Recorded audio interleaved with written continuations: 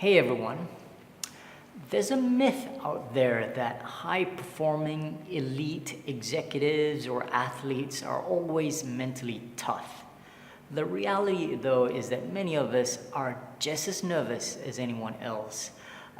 We get equally anxious about not meeting expectations, and our confidence levels can hit rock bottom, especially when we hit setbacks or major roadblocks. And for me, it's about recognizing that there are these emotions that we will inevitably go through. From, for example, one of denial, where we say, oh, that didn't happen, I'll just keep going, right? And how do we deal with that is we need to try to see what would we say to a third person? What would we say to another colleague or fellow athlete if they had faced that same setback? For example, an injury, what would they do about that?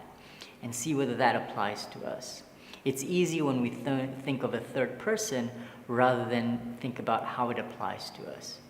The second emotion may be one of anger, and we get really frustrated and say, oh, why has it happened to me? Why now? I just don't have the time to deal with this. And it's important to process that anger by, first of all, just giving ourselves time to just vent it out with gusto and just let it out, let all that energy out instead of keeping it bottled up, because it's a genuine emotion that we feel. And the process of letting it out is a big part of just sort of coming to terms with that situation. Another emotion may be one of bargaining, where we try to say, oh, you know what, okay, that's a setback, but if I only put 20% more effort, I'm going to try to catch up and make up for lost time. And we have to be a bit careful, especially when it comes to injuries, because trying to do more too soon may actually aggravate the situation further. So we have to be a bit careful how we assess that situation.